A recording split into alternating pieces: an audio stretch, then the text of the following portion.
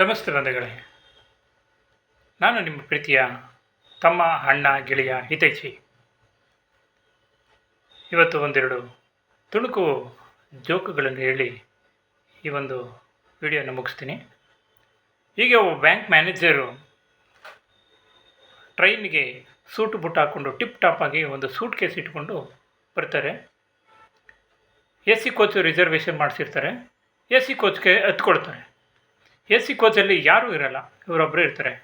ಇವರು ಹತ್ತದ ಒಂದು ನಿಮಿಷಕ್ಕೆ ಇನ್ನೊಂದು ಹುಡುಗಿ, ತುಂಬ ಸುಂದರವಾದಂಥ, ಅತ್ಯಂತ ಸುಂದರವಾದಂಥ ಒಂದು ಹುಡುಗಿ ಹತ್ಕೊಳ್ತಾಳೆ. ಮ್ಯಾನೇಜರ್ ನೋಡ್ತಾರೆ, ಏನಪ್ಪ ಒಳ್ಳೆ ತುಂಬ ಚೆನ್ನಾಗಿದ್ದಾಳೆ ಹುಡುಗಿ, ಲಕ್ಷಣವಾಗಿದ್ದಾಳೆ, ತುಂಬ ಒಳ್ಳೆ ಬ್ಯೂಟಿ ಆಗಿದ್ದಾಳೆ, ನಮ್ಮ ಕೋಚ್ಗೆ ಎತ್ಕೊಳ್ತಾ ಇದ್ದಾಳೆ ಅಂತ ಖುಷಿ ಆಗುತ್ತೆ. ಹೋಗಿ ಕುತ್ಕೊಳ್ತಾರೆ. ಅವ್ರು ಕುತ್ಕೊಂಡ ತಕ್ಷಣ ಹಿಂದೆಯಿಂದ ಬಂದು ಈ ಹುಡುಗಿ ಕೂಡ ಅವರ ಪಕ್ಕದಲ್ಲೇ ಕೂತ್ಕೊಳ್ತಾರೆ. ಇವ್ರಿಗೆ ಮತ್ತೆ ಇನ್ನೂ ಖುಷಿ ಆಗುತ್ತೆ. ಏನಪ್ಪ, ಎ ಸಿ ಕೋಚು ಬೇರೆ ಯಾರೂ ಇಲ್ಲ, ನಾನೊಬ್ಬನೇ, ಜೊತೆಗೆ ಈ ಹುಡುಗಿ ಬೇರೆ ನಮ್ಮ ಕೋಚ್ಗೆ ಬಂದು ಕೂತ್ಕೊಳ್ತಾ ಇದ್ದಾಳೆ ಅಂತ ಇನ್ನೂ ತುಂಬ ಲಡ್ಡು ಬಂದು ಬಾಯಿಗೆ ಬಿದ್ದಂಗೆ ಆಗಿರುತ್ತೆ ಅವ್ರಿಗೆ. ಅಷ್ಟೊಂದು ಖುಷಿ ಆಗುತ್ತೆ. ಆ ಹುಡುಗಿ ಬಂದು ಕೂತ್ಕೊಂಡು, ನೋಡಿ ಏನು ತಂದಿದ್ದೀರ, ನಿಮ್ಮ ಸೂಟ್ ಕೇಸ್ನಲ್ಲಿರೋ ಒಡವೆ, ದುಡ್ಡು, ಮೊಬೈಲು ಎಲ್ಲನೂ ಕೂಡ ನಾನು ಕೊಡಬೇಕು, ಇಲ್ಲ ಅಂದರೆ ನನ್ನ ಜೋರಾಗಿ ನನ್ನ ರೇಪ್ ಮಾಡೋದಕ್ಕೆ ಪ್ರಯತ್ನ ಪಟ್ಟರು ಅಂತ ಜೋರಾಗಿ ಕಿರ್ಚ್ಕೊಬಿಡ್ತೀನಿ, ನಾನು ಕೂಗಾಡ್ಬಿಡ್ತೀನಿ ಅಂತ ಹೇಳಿದ್ರು.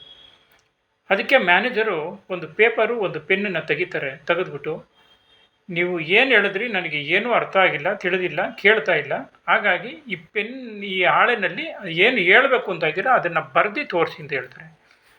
ಆ ಹುಡುಗಿ ಬರೀತಾಳೆ, ನೀವು ತಂದಿರೋ ಅಂಥ ಒಡವೆ, ಹಣ ಮತ್ತು ಮೊಬೈಲು ಎಲ್ಲವನ್ನೂ ನನಗೆ ಕೊಟ್ಬಿಡಬೇಕು, ಇಲ್ಲಾಂದರೆ ನಾನು ಜೋರಾಗಿ ರೇಪ್ ಮಾಡೋಕ್ಕೆ ಪ್ರಯತ್ನ ಪಟ್ಟರು ಅಂತ ಕೂಗ್ಬಿಡ್ತೀನಿ ಅಂತ ಹೇಳ್ತಾರೆ. ಬರೆದಾದ್ಮೇಲೆ ಒಂದು ಸೈನ್ ಮಾಡಿಸ್ತಾರೆ. ಸೈನ್ ಮಾಡಿಬಿಟ್ಟು ಈಸ್ಕೊಳ್ತಾರೆ. ಸೈನ್ ಮಾಡಿಸ್ಬಿಟ್ಟು ಆಮೇಲೆ ಹೇಳ್ತಾರೆ, ನೋಡಮ್ಮ ಈಗೇನು ಹೇಳ್ತಿದ್ದಲ್ಲ ಅದನ್ನು ಮಾಡಿ, ನೀನು ಜೋರಾಗಿ ಕೂಗು, ಕಿರ್ಚಾಡು, ತೊಂದರೆ ಏನಿಲ್ಲ ಅಂತಾರೆ.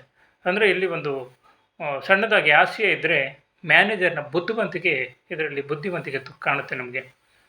ಮತ್ತು ಹೀಗೆ ನಮ್ಮ ಮನೆಗೆ ಒಂದು ವಾರದ ಹಿಂದೆಗಡೆ ನಮಗೆ ಒಬ್ಬರು ಹಳೆಯ ಪರಿಚಯದವರು ಬಂದಿದ್ದರು. ಜೊತೆಯಲ್ಲಿ ಪಾಪು ಕೂಡ ಬಂದಿದ್ದರು. ಅದು 1 ವರ್ಷ 2 ವರ್ಷದ ಪಾಪು. ನಾನು ನಮ್ಮ ಮಿಸ್ಸಸ್ಸು ಇಬ್ಬರೇ ಇದ್ದು ಮನೆಯಲ್ಲಿ. ಮಾತಾಡಿಸ್ತಾ ಇದ್ದರು. ಹಾಗೆ ಮಾತಾಡ್ತಾ ಪಾಪು ತುಂಬ ಚೆನ್ನಾಗಿತ್ತು. ಪಾಪುಗಿಂತ ಅವರಮ್ಮ ಇನ್ನೂ ತುಂಬ ಲಕ್ಷಣವಾಗಿದ್ದರು. ಪಾಪುನ ಎತ್ಕೊಂಡು ಆಟ ಆಡಿಸ್ತಿ ಎಲ್ಲ ಆಯಿತು. ಪಾಪು ಒಂದು ಮುತ್ತು ಕೊಡು ಚಿನ್ನು ಅಂತ ಅಂದೆ. ಅದು ಕೊಡಲಿಲ್ಲ. ಅವರಮ್ಮನ ಮುಖ ನೋಡ್ತಿತ್ತು. ಅದಕ್ಕೆ ಅವರಮ್ಮ, ಚಿನ್ನು ಅಂಕಲ್ ಕೇಳ್ತಾ ಇದ್ದಾರೆ, ಒಂದು ಮುತ್ತು ಕೊಡು ಅಂತ ಹೇಳ್ತು. ಅವ್ರು ಹೇಳಿದ ತಕ್ಷಣ ಕೊಟ್ಬಿಟ್ಟು ಸುಮ್ಮನೆ ಇದ್ರೂ ಆಗಿರೋದು. ಅಮ್ಮ, ನಾನು ಕೊಟ್ಟೆ ಅಂಕಲ್ಗೆ ಮುತ್ತು, ನೀನು ಕೊಡಲೇ ಇಲ್ಲ ಅಂತು. ಅಯ್ಯಮ್ಮನ ಹಚ್ಚಿ ತಲೆ ತೆಗ್ಸಿದ್ರು. ನನಗೆ ಒಂದು ಕ್ಷಣ ಗಾಬರಿ, ಇನ್ನೊಂದು ಕ್ಷಣ ಸ್ವಲ್ಪ ಏನೋ ಒಂದು ಖುಷಿ ಥರನೂ ಆಗಿತ್ತು.